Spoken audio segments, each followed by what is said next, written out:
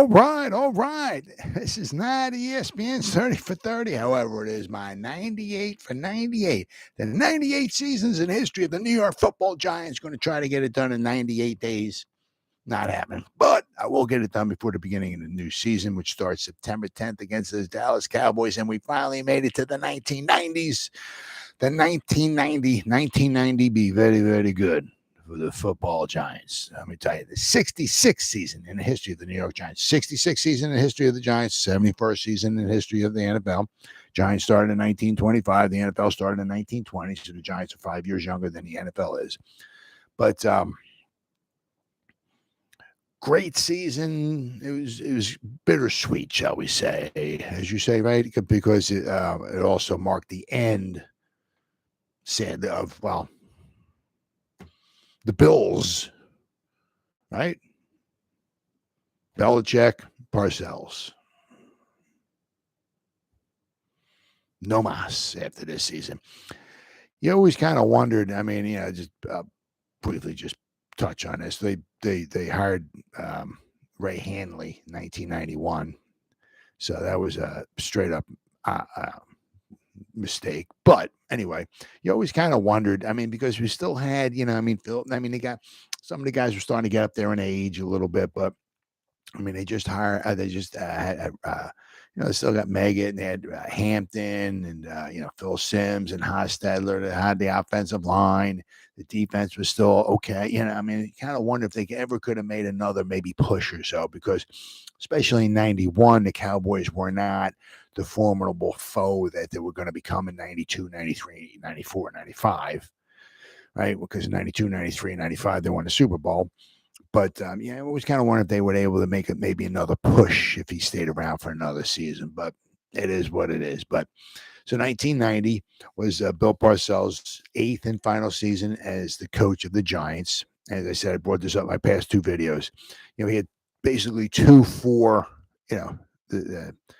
8 seasons he coached for. It was 4, and I break it in 4 and 4 because the first one, 83, losing record, 84, 85, 86, winning records, and then, of course, in 86, culminated with the Super Bowl. Then we go 87, 88, 89, and 90, 87, losing record, 88, 89, 90, winning records, and it culminated in 1990 with the Super Bowl. So basically, they're identical almost.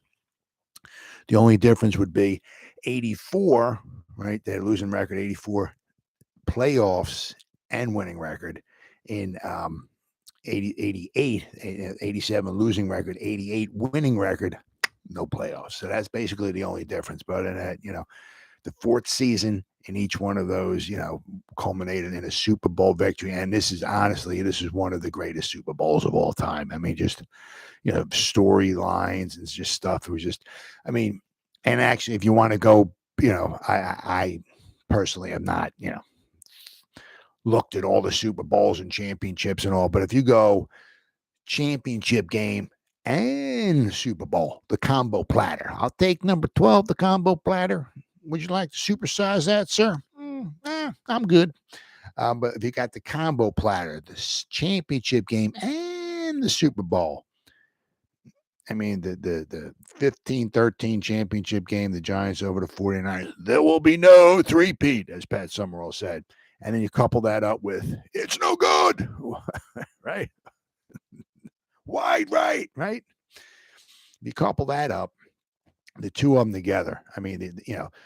One game culminated, the Giants winning because a field goal was made, and then the next game culminated because the Giants wound up winning because a field goal got missed. But final play of the game, the Buffalo game wasn't that because the Giants had to go down and kneel on the ball, but pretty much, the championship game, Super Bowl, the combo platter was just, quite possibly could be second to none. As I said, I haven't gone back and looked at all the championship games, but really, really just phenomenal. And just, we were very, very lucky. We culminated. But once again, the defense would reign supreme. The defense carried, I can't say totally carried the team, but the defense was very good.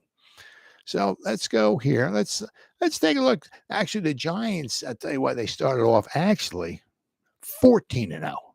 They won their 4 preseason games, and then they won their first 10 games. They were on fire. So let's go to their 4 preseason games. First game, oddly enough, 1990, right? Oddly enough, the first preseason game would be against Buffalo, and they would beat the Bills in Orchard Park, Rich Stadium, 20-6. Next game was on August 18th. First one was August 13th. Second game was August 18th against the Houston Oilers at the Astrodome. The Giants would win 13-10. The following week, the Giants would play the Jets on August 25th and at Giant Stadium. The Giants would win 17-7. And then their final preseason game was on Saturday, September 1st against the Cleveland Browns. The Giants would win 28-10 at Giant Stadium. But even you'll notice, even in the preseason, the Giants gave up 6 points, 10 points, 7 points, 10 points. I mean,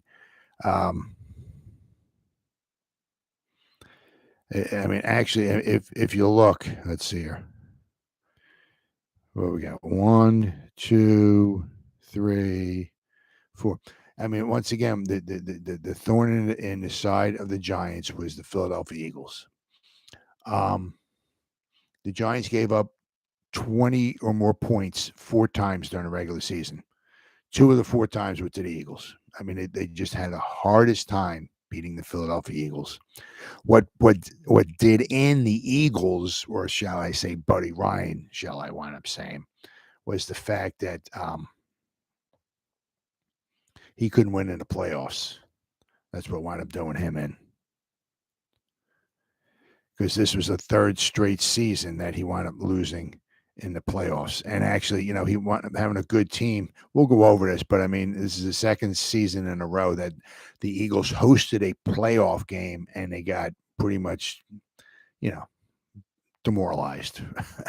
The 1989, they lost the wild card game at home to the Rams 21-7. This year at home, they lost the wild card game 20-6 to the Redskins. So Buddy Ryan, he got his teams to they lost 20-12 to the Bears in 88. Then they lost 21-7 in 89, and then they lost 20-6 at home to the Redskins. I mean, Buddy Ryan could get them to the playoffs, but in the playoffs, he was outcoached. So, all right. So that was that. That was the 4 preseason games. Of course, then the Giants would win their first 10 games in the regular season. But let's go to the draft. Now, here with the draft, all right, you could kind of say that it was not a good draft for the Giants. You could kind of, in one respect, say the Giants' first pick and their last pick were their best picks. And in another respect, you can almost say, and I'll go over this when we get to the last pick, that their last pick in round 12, pick number 329, was their best pick in this whole draft. So when I get there, we'll get there. But first round, they took, an absolute stud, Mr. Rodney Hampton. Now, I'll tell you what, I mean, it just goes to show you how things have just changed. Was it? I got to look here. I think just goes to show you how the times have changed, folks. Was it 91? I'm trying to cheat here. Yep, yes, it was 1991. All right, 82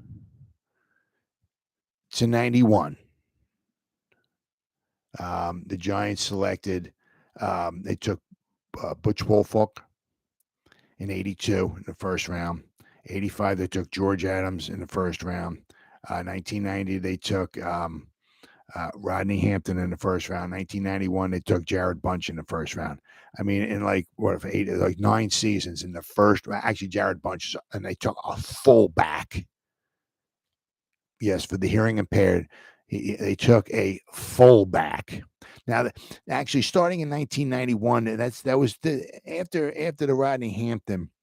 George Young was really building up the team and all that stuff and everything, but he started going downhill a little bit there. And there was a period of time in his last season, I think, was in 1997, with his last draft, and his draft, especially his first round picks, just started kind of going downhill. 1991, just real fast here, they took Jared Bunch, a fullback from Michigan. He played 4 seasons in the NFL, and that was it. 4 seasons. That's your first round pick. You draft the fall, what I mean? So his drafts in the 90s started going downhill. All right. But so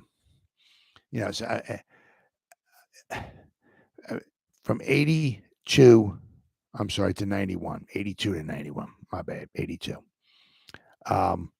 So in those 10 seasons, they drafted a running back / fullback 4 times in the first round. Not only that, but they traded for Otis Anderson, right? They also drafted in the second round in 1982 Joe Morris.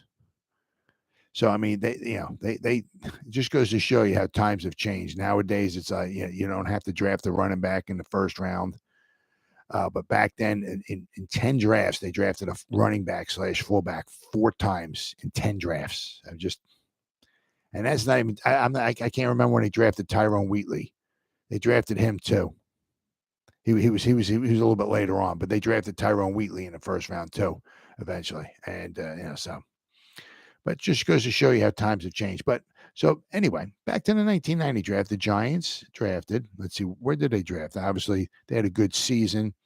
Okay, they had pick number 24 in the first round, and they took Rodney Hampton. All right, a stud, nice, good running back. Unfortunately, wound up breaking his shin or whatever it was in the divisional game against the Bears, and that's where Otis Anderson came in and stepped up, and the rest is history, shall we say. But Rodney Hampton had a very good, good, nice career with the Giants. Really, really good, solid pick, Rodney Hampton. Second round, the Giants took Mike Fox. Now, once again, Mike Fox had a nice career. Let's see here. He was from 19. He actually lasted 9 seasons. All right. It wasn't all here with the Giants. He played, 5 seasons with the Giants. Then he played with Carolina. His last 4 seasons were with Carolina. Right. But I mean, he had a nice long career. What do we have here? Do we have sacks? Only 17 sacks. Nothing big. But I mean, he was a nice, nothing super spectacular, but a nice pick. Then the Giants drafted in the third round. Yes, just want to make sure I don't miss any trades at all or anything like that. So the Giants drafted in the third round. They took Greg Mark, who was a defensive end. Okay, he played basically 1 game. 1 year. That was it. So imagine drafting in a third round pick, and he plays 1 season, and he never plays ever again. Well, that's pretty much what the Giants did there. All right. So then in the fourth round, looks like they didn't have a 6th round pick, but in the 4th round, the Giants with pick number 107 took Dave Whitmore. Now, he played 6 seasons. I'm not sure if they were all with the Giants. Dave Whitmore, nope. No, actually, no, not even close. His first season was with the Giants. So lucky for him. So he actually got himself a Super Bowl ring. Then he played with San Francisco, Kansas City, and then he finishes up his career in 1995 with Philadelphia. So he only played 1 season with the Giants. But it just happened to be the great season because he got himself, once again, as I said, a Super Bowl ring. He said round 5. Let's see here. The Giants took I do apologize. Craig Kupp. He was a quarterback. He played in 1991, and was it even with the Giants? I mean, who did he play with? No, he played with Phoenix. He played 1 game. So, once again, I mean, that's a huge swing and a miss. So, I mean, what was it? Their 4th round pick and their 5th round pick. Actually, their 7th, 8th, and 9th, and 10th, and 11th were all swings and misses. Actually, their 3rd, 4th, 5th, 7th, 8th, 9th, 10th, and 11th swings and misses. Right? So basically, their first 2 picks were good, solid picks. But other than that, their next 1, 2, 3, 4, 5, 6, their next 8 picks swings and misses. All right. So let's see here. So they did not. Let's see here. Did not have a 6th round pick. Why did they not have a 6th round pick? They traded. Oh, okay. Because they got Steve Diassi.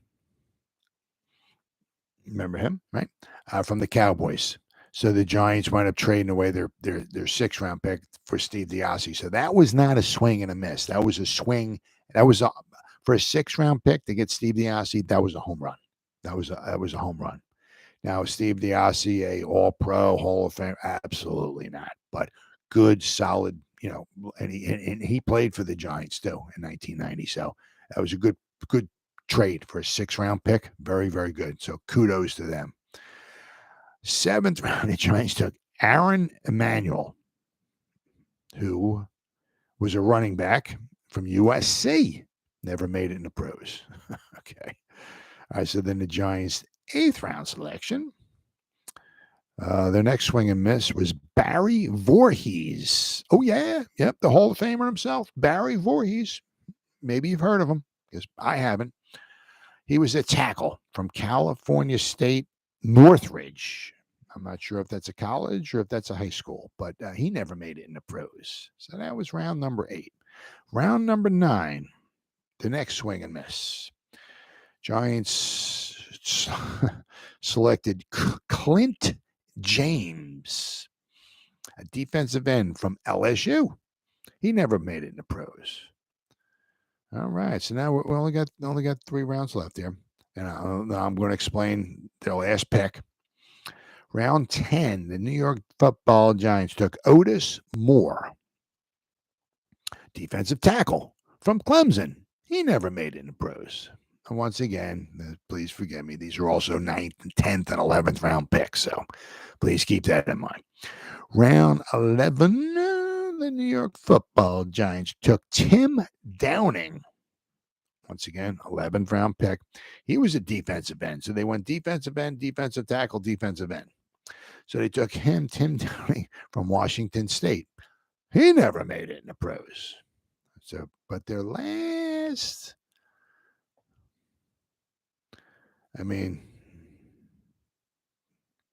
what do we got? Yeah.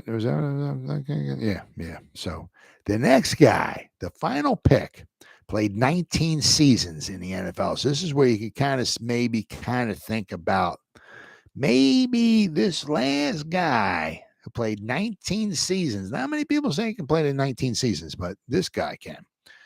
So their last guy they wound up taking was Matt Stover, who played 19 seasons in the NFL. Of course, none of them, because wait. There we are. He was on injured reserve. They took kicker Matt Stover, was selected in the 12th round, but spent the season on injured reserve. Now, had the Giants, brought him back or whatever, he played from 1991 to 2009. He played 13 seasons with Baltimore. From 1991 to 1995, he played with the Cleveland Browns. And part of that was also he played with Bill Belichick was there, right? But then from 1996, I do apologize. He was basically always with the Cleveland Browns. Why? But why was he was with Baltimore from 96 and 2008, and he was technically with the Cleveland Browns? Well, because that's when the Cleveland Browns moved to Baltimore, right? They couldn't get a new deal done. They wanted a new stadium and all that. And I guess I certainly understand that, but they moved from Cleveland to Baltimore. So basically he was with the Cleveland Browns from 1991 to 2008. He finished up his career in 2009 with Peyton Manning and the Indianapolis Colts. But he had a long career. 83.7% field goal conversion. He missed 3 extra points in his whole career. 99.5% missed 3 extra points. I do apologize. He does it say here how many? I would have thought it would say how many points he scored, but I guess not. Anyway, back then from 1991 to 2008, if you're kicking 83.7% field goal, and actually when he was with Baltimore / the Cleveland Browns from 1996 to 2008, those 13 seasons there, his conversion rate was 84.7%, which is almost 85%. So basically, he was making 17 out of every 20 field goal attempts. So that's good. That's really, really good. And the Giants, I didn't bring him back, I guess. But he was on injured reserve, and he never played for the Giants. But so that's why I kind of say a little bit. Maybe their last pick was maybe their best pick, but of course they didn't want to play him for the Giants. But anyway, let's see what does Wikipedia have to say about the 1990 football season here. It was the 71st season of regular season in history of the National Football League. To increase revenue, the league for the first time since 1966 reinstated bye weeks so that all NFL teams would play their 16-game schedule over a 17-week period. Furthermore, the playoff format was expanded from 10 teams to 12 teams by adding another wild card from each conference, thus adding 2 more contests to the postseason schedule. This format was modified with realignment in 2002, increasing the division spots per conference from 3 to 4 and decreasing the wild card spots per conference from 3 to 2, before the playoffs expanded to 14 teams in 2020. During 4 out of the 5 previous seasons under the 10-team format, at least one team with a 10-6 record missed the playoffs, including the 11-5 Denver Broncos in 1985, which was a shame. Meanwhile, 3 years later, the 10-6 San Francisco 49ers won the Super Bowl, leading for calls to expand the playoff format to ensure that 10-6 teams could compete for a Super Bowl win. Ironically, the first 6-seeded playoff team would not have a 10-6 record, but instead the New Orleans Saints with an 8-8 record took the new playoff spot. The season ended in Super Bowl 25 with the Giants beating the Bills 20-19 at Tampa Stadium. This would be the first Super Bowl appearance for Buffalo, who would represent the AFC in 4 straight Super Bowls and lose all 4 of them. They had tough luck. Tough luck. All right, so that wraps up the draft. So let's go over here. The Giants, they were first in defense-wise. They only gave up 13 points a game, 13.2 points a game. On offense, they were nothing super spectacular. They averaged 20.9 points per game. It was their defense. Super spectacular. Let's see, what do we got here? Phil Simms, obviously, who got hurt, right? He played in 14 games. His record was 11-3, and of course he wound up getting injured against Buffalo in a loss. Now, what set the Giants apart here was not so much it was their defense, but also that they I think at the time it was a record because they only had 5 interceptions, and I believe they only had like 10 fumbles they lost all season. So they actually had that. I think, I could be wrong, but they might have been the first team to have maybe to win the Super Bowl, or the first team period, or whatever it was, to have fewer turnovers than they did games played. Now, I said I could be wrong as far as being the first team. I certainly could be wrong here, but they had like, is it going to say fumbles lost here? Fumbles. Let's see here. Fumble recoveries. Well, I'm almost positive they only lost like, I believe it was like 15 turnovers or 14 turnovers all season long.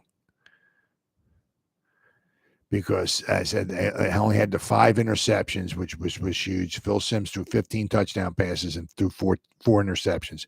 Jeff Hostetler threw 3 touchdown passes and 1 interception. So they threw 18 touchdown passes, and they only threw 5 interceptions.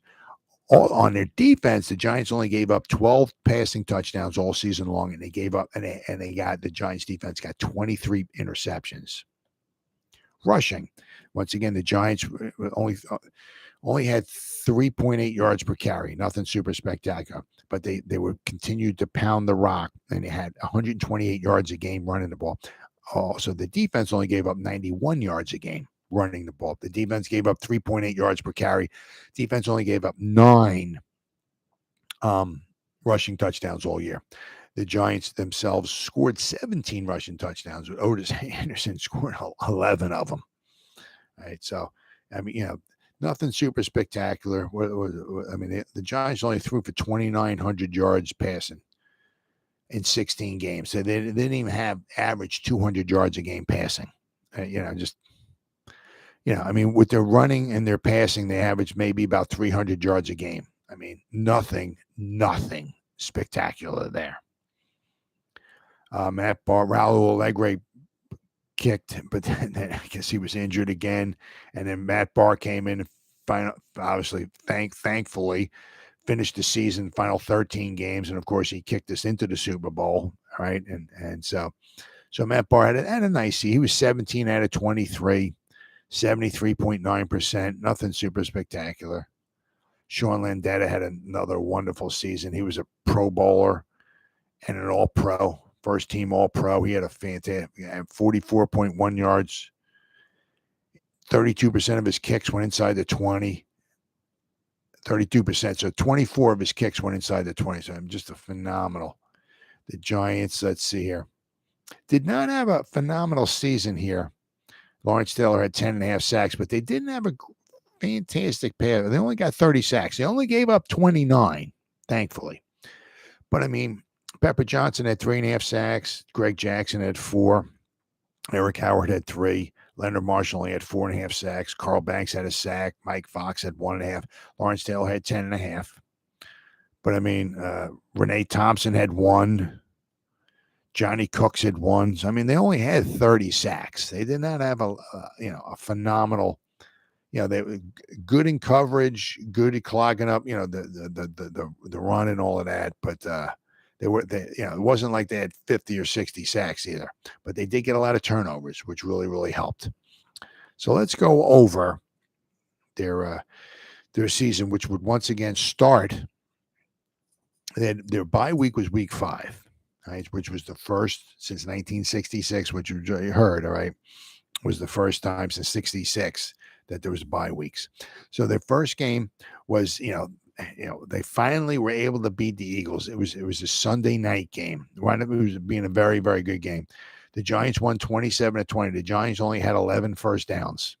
The Eagles had almost twice as many first downs. The Eagles had 21 first downs. The Giants had 11. Giants had 227 yards of offense. But the Giants managed to win 27-20. They beat their nemesis, the pains in the butt, the Philadelphia Eagles, 27-20. So the Giants start off 1-0. Then the next week, remember, the Cowboys were not very good still. This is 1990. The Giants went into Dallas and they won 28-7. Now the Giants are 2-0, but you're just going to start noticing, the low scores that the defense gives up. Right. The following week, Mr. Dan Marino came to town, and he wished he didn't. Right. The Giants on Sunday, September 23rd, the third game of the season at home, played the Miami Dolphins and Dan Marino. The Giants would win 20-3. The Dolphins had 7 first downs. The Dolphins had 158 yards of offense. The Giants were just very good, a good covering. The week before that, when the Giants were in Dallas and they beat the Cowboys had 9 first downs. Just good, solid defense. Then the Giants wound up playing the Cowboys in the second week and the fourth week of the season. So in the fourth week of the season, Dallas came to town and the Giants won 31-17. So now the Giants are 4-0. Then week 5 was their bye week. So then the Washington Redskins, the Giants played the Washington in Washington on Sunday, October 14th. And the Giants would wind up winning 24-20. So now don't forget, the Redskins were a good team because 1986, the Giants won the Super Bowl. 1987, the Redskins won the Super Bowl. 1990, the Giants won the Super Bowl. 1991, the Redskins won the Super Bowl. So needless to say, The Redskins were a good team, and needless to say, the following season they were so good. How good were they? They won the Super Bowl. So to beat the Redskins, was saying something. Actually, and they beat the Redskins twice. So the first time they played them was in their fifth game, which wound up being Week 6. They beat them on the road 24-20. The following week, the Phoenix Cardinals would come to town, and the Giants. This was Jeff Hostetler. The Giants were down like 19-10 with about, I'm going to say, 3 minutes to go in the game, something like that. Maybe, well, it was 3-4 minutes to go in the game. The Giants had the ball. They marched down the field, and Jeff Hostetler, who did he hit for a touchdown pass there? So, I mean, the Giants are down 19-10. There's like 3 minutes to go in the game. Actually, probably even less when he throws the touchdown pass. He throws the ball to Stephen Baker, the touchdown maker. Jeff Hostetler hit Stephen Baker with a 38-yard touchdown pass. And it was probably, when he did it, it was probably a little over 2 minutes to go in the game, or maybe right around 2 minutes to go in the game. And then the Giants held Phoenix, got the ball back, and with a couple good passes, there was another pass that Hostetler hit somebody, I can't remember who it was, and got him down inside like the 25-yard line or so. Hostetler runs up to the line of scrimmage, calls the play, gets the ball, spikes the ball. It was like 3-4 seconds left on the clock. Matt Barr comes running in, kicks a 40-yard field goal. Bill Parcells is freaking out, jumping up on the sideline, runs off the field. And the Giants wind up winning 20-19, so they keep the record perfect. So they were they're 6-0. So then the Washington, oddly, I mean, the Giants played the Cowboys 2 times in 3 weeks, and then they played the Redskins 2 times in 3 weeks. So in Week 8, which is Game 7 for the Giants on October 28th, the Giants faced the Redskins once again at home. The Giants would win 21-10. So now the Giants are 7-0. The following week, the Giants went on the road, and they played the Indianapolis Colts, and the Colts were not very good, and the Giants won 24-7. Then the Giants stayed on the road, and they dished out a little bit of humble pie, shall we say it, to the Los Angeles Rams, who knocked the Giants out of the playoffs the year before, and the Giants beat the Rams 31-7. Good. I was very happy for that. Exactly, a little bit of revenge on the Rams. So that now the Giants were 9-0. Following week, the Giants they invited Mr. Barry Sanders into their house, their humble home there. Come on in, Barry. Try to run the ball on us. Well, Barry didn't do too well. The Detroit Lions only had 208 yards of offense. They only had 75 yards rushing. The Giants held them to 15 first downs. Giants themselves only had 15 first downs, but the Giants won 20-0. Actually shut the Detroit Lions and Barry Sanders out. So now the Giants are 10-0. Now, what happened here was at this time, the 49ers were 10-0 and the New York Giants were 10-0. In 2 weeks, they were going to play each other on Monday night. Had they both won the following week, it would have been the first time ever in the history of the NFL that 2 teams so late in the season would have been both 11-0 would have faced off against one another. So had they both won the following week, would have been first time ever in the history of the NFL. But it was not meant to be. Both teams lost. Of course, the Giants, they went into Philadelphia, and this was just I couldn't. I turned the game off. I knew what was going to happen because I'm down here in Philadelphia country, and once the Giants started getting embarrassed and all that, I turned the game off. I couldn't watch anymore. I just couldn't watch it. Giants lost 31-13 to the Eagles. It was an embarrassment. I forgot who it was. Somebody either picked the pass off or I think it was picked the pass off, ran it back for a touchdown against who was it? Well, Byron Evans, was that it? Okay. The Eagles were up 24-13, and then Byron Evans picked the pass off and ran it back for a touchdown to make it 31-13. It was just I just hate the Eagles so much when they just started winning, and I couldn't watch anymore.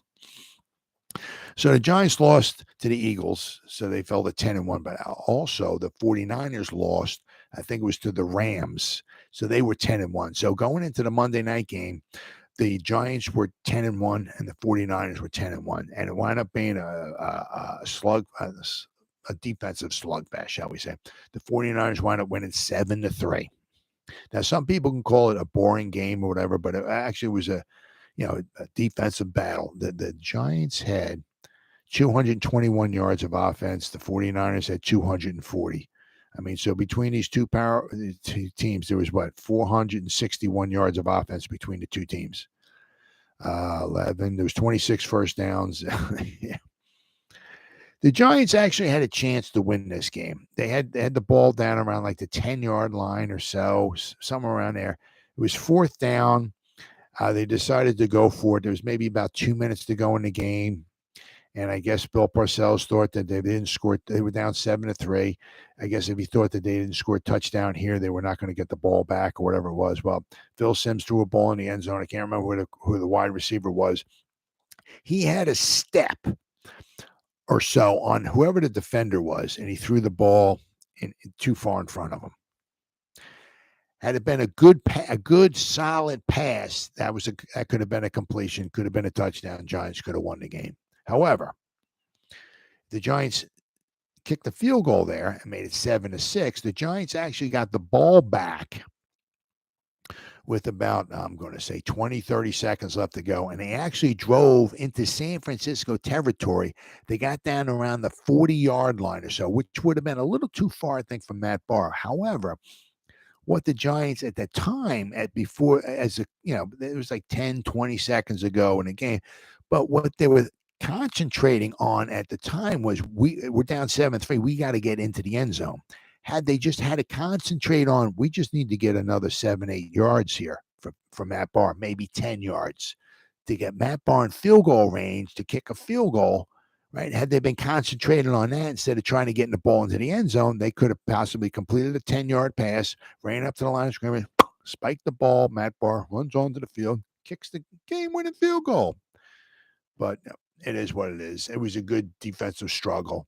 But, I mean, the Giants had a chance to win that game. But anyway, but we also showed, too, that the Giants could go into San Francisco and hold their own, right, which would come back, be very important later on in the season, if you know what I mean. So now the Giants are 10-2. The Giants faced the following week. They faced Minnesota at home. They won 23-15. So now the Giants 11-2. So now here in week 15, which would be the Giants' 14th game, the Giants lost to the Bills, which is where they wound up losing Phil Simms for the season. Phil Simms hobbled off with a broken foot or ankle, whatever it was, and Jeff Hostetler comes trotting on the field, and the Giants wound up losing 17-13. Now, this is kind of gave me a little concern because for their second Super Bowl, right? You can look at the 86 season and the 90 season, right? 86 season, Denver comes into New York, New Jersey, whatever you want to call it, however you want to phrase it, right? And they were the better team. They outgained the Giants. They could have won that game, right? They were the better team that day in 86 in New Jersey, New York. The Giants faced them in a Super Bowl. Fast forward to 1990, Buffalo comes in. Buffalo is the better team. They came into New York, New Jersey, right? And they were the better team that day. Once again, the Giants faced them in the Super Bowl. You got to play the games. That's why you play the games. Just because they maybe were better than you a month or so does not mean that they were going to beat you in the Super Bowl. But it gave me a little bit of concern because, Buffalo was a phenomenal team.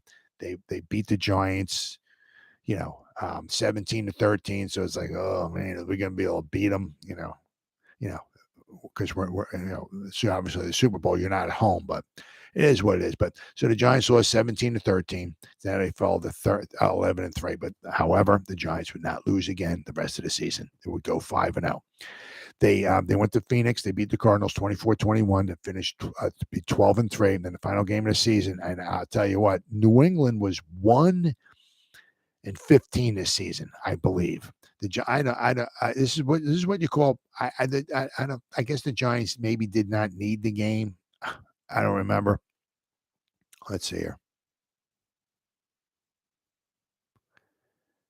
It was Sunday. Play Sunday. No, that's it. Let's see. I'm just trying to see. I mean, because talking about playing down to the level of your competition. The New England Patriots were 1-15. They scored 181 points. They gave up 446 points. They lost their last 14 games of the season, and the Giants beat them. Final game of the season, beat them 13-10 at home. Talking about playing down to the level of your competition. Well, the Giants were 13-3. No, actually, I guess the Giants didn't need this game. So I don't remember. I can't. I'm almost positive they played their starters and everything, because had they lost, it really wouldn't have mattered, because no matter what, they would have been the second seeded team, because they couldn't have catch the 49ers. The 49ers were 14-2. Giants were 13-3. But say the 49ers lost and were 13-3 as well. Well, the 49ers won head-to-head against the Giants. So I guess the Giants were pretty much entrenched in the second. But as far as I know, they played their starters. I mean, it was not pretty. I mean, their offense was not pretty at all. Not pretty. So the Giants wind up winning 13-10 and against the New England Patriots at home. Oh, I'm sorry, in New England. And to finish the season 13-3. So then in the playoffs, all right, let's go here. All right, let's go to Wikipedia here, right? So in the AFC, right, we'll do this here first. We got Buffalo won the AFC East with 13-3. The Dolphins were 12-4. So the Dolphins were one of the wild cards. The Bengals were 9-7. The Houston Oilers were 9-7. The Bengals won the division.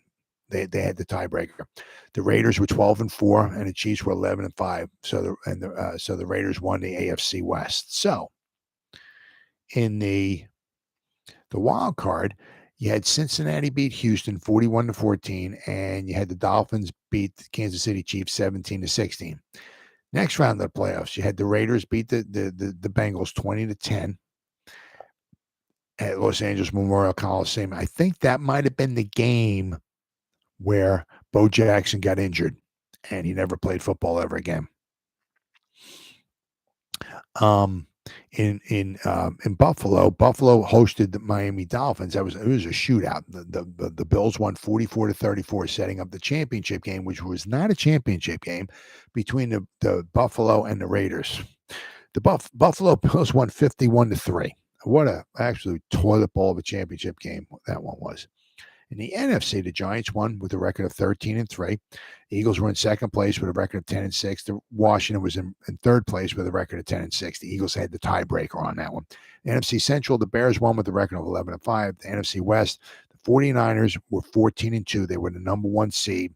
That's why they hosted the championship game. And the New Orleans Saints were they got the other wild card with a record of 8-8. So in the NFC wildcard game, the Redskins beat the Eagles 20-6, which once again, Buddy Ryan was able to get his team. They played well during the regular season. They got to the playoffs, and they just stunk up the joint in the playoffs. So that stuff like that wound up costing Buddy Ryan his job. He just could not get him into the play.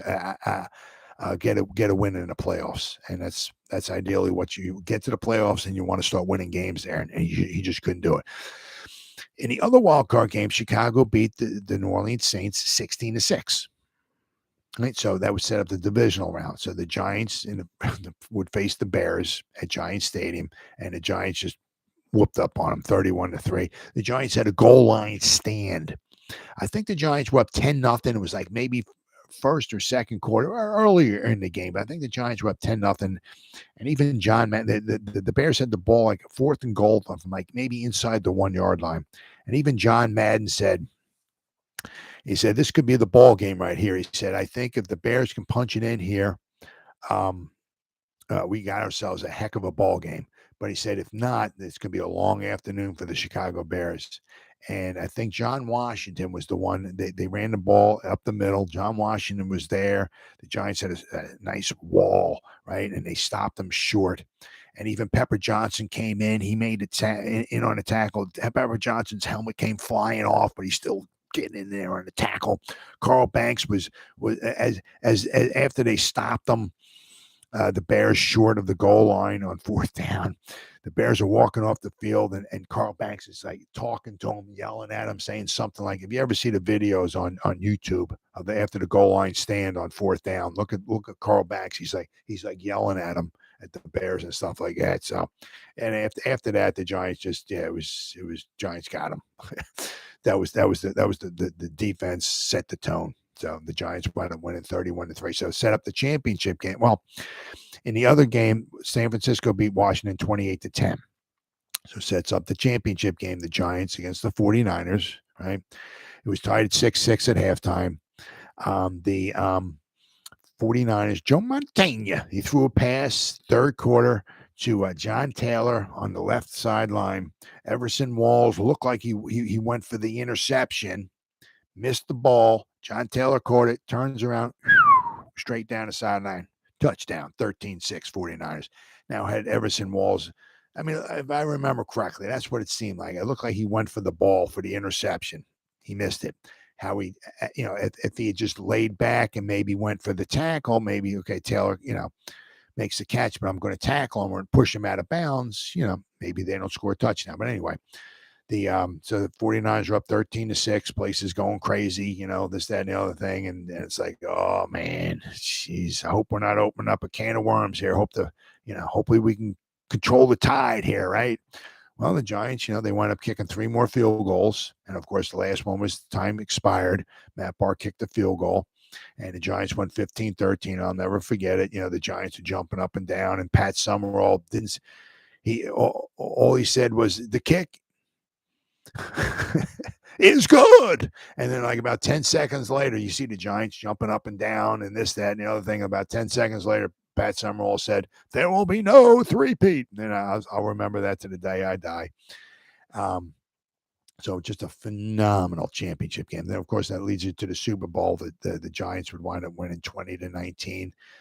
Just the drive, the 2 long drives the Giants had, it was just, that's the way the Giants had to win the game. They had to run the ball, control the clock, short passes, keep the Bills on the sideline. They had a long drive before halftime, and then they had the ball, and they got another long drive in the start of the third quarter. The Bills were not on the Bills' offense went like a period of like an hour or an hour and a half, whatever it was, without being in real time, without being on the field.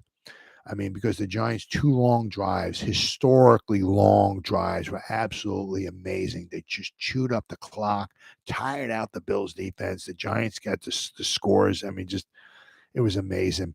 Also, like how Jeff Hostetler got sacked in the end zone by Bruce Smith. Somehow, Hostetler held on to the ball. Bruce Smith grabbed his arm or whatever, and I thought he was going to pop the ball out, maybe be a fumble, and maybe the Bills got. Just somehow Hostetler held on to the ball. He got sacked for safety, but then of course it wound up. I forgot who it was. Was it Lofton? It was early on. It led to I think it was it wound up leading to Don Smith's 1-yard touchdown run, the first touchdown that the Bills wound up getting. It was in the second quarter. There was a fluky play. The ball got thrown short. I can't remember who it was. I think the Giants defender had a chance of getting the ball. Wound up, I think, pouncing off his hands and into James Lofton, who was like a couple yards behind him. James Lofton caught the ball and started running, and I think the Giants, tackled him short of the goal. But just some fluky stuff like that. But and then of course, the Giants are up 20-19, and then the Bills get the ball. With as time's running down, tick, tick, tick, tick, tick, tick, tick, tick, tick, and then there was one play there where they kind of crossed the Giants up because the Giants were maybe rushing the quarterback and they're dropping into coverage because they think the Bills going to throw the ball, and they hand the ball off to Thurman Thomas, who was the best player on the field that day. And he got some good yards running and got him in the field goal range, and then of course they had to run into the to the middle of the field because they ran out of timeouts and had to clock the ball. There was 7, 8 seconds left to go in the game. Then of course, unfortunately, you feel bad for Scott Norwood, but it is what it is. I mean, his miss was our, but I mean, just a phenomenal, phenomenal Super Bowl. I mean, he missed it by like about a yard or two. And I just remembered, was it Dick Gordon? I think it was for the Giants, the Giants radio broadcaster. He was just saying that's a long way to kick a football. And also, of course, Scott Norwood was used to kicking the field goals off of turf. He said, I don't think he'd ever kicked a field goal on grass that far before, the one that he missed at the end of the game. So it certainly was no gimme. But I mean, it was just an absolutely phenomenal game. I mean, either team, I mean, could have won the game. I mean, once again, I'm so happy the Giants did. I mean, the Giants had 386 yards of offense. The Bills had 371. The Giants had 24 first downs. I don't even know if there's no interceptions. There was no turnovers in the game. I mean, it's just a good, clean game. The Giants had the ball for over 40 minutes. That was the only way they could have won the football game. There was 11 penalties, but for a grand total of 66 yards. I mean, just a good, clean, tough game. I'm saying the Giants could not get into a track meet with the Bills. They could not. So they had to try to run the ball, control the clock, and chew up the clock and keep the Bills on the sideline. That was basically the only way the Giants were going to wind up winning this game. If they got into a track meet with the Bills, the Giants could score some points, but if the Bills started scoring points and putting up touchdowns, the Giants, would not have been able to go blow for blow with them. So the only way the Giants could have won the game was exactly how they did it. Chew up the clock, control the ball, score some points, let Thurman Thomas run for over 100 yards, which he did, but they had to control. Jim Kelly only had 212 yards passing. It was 18 out of 30, no interceptions. He didn't throw a touchdown pass, you know what I mean?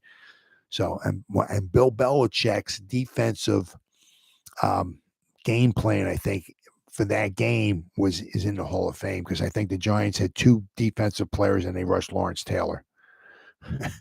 Sometimes I don't even know. They might even have rushed just two guys sometimes and dropped like 9 guys in coverage, because the Bills can only send 5 guys out. Okay, you got Jim Kelly and you got the 5 offensive linemen. So that's 6 guys. So they can only send 5 guys out at one time. So the Giants would drop 8 or 9 into coverage, right? And Bill Belichick said, when they catch the ball, you punish them. You hit them as hard as you possibly can. And the Giants did that.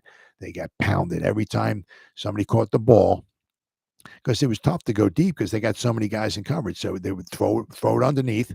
But the Giants had so many guys in coverage that when they threw it underneath, somebody was there to tackle them. And when they tackled them, they hit them. They hit them hard. And I said, what did Thurman Thomas wind up with? 135 yards rushing. He also had 55 yards in reception. He had 190 yards. He was the best player on the field that day, without question. I love Artis Anderson. He's the man. The uppercut, the uppercut he threw on that one run, phenomenal. But Thurman Thomas was the best player on the field that day. But once again, right, just an absolutely phenomenal game.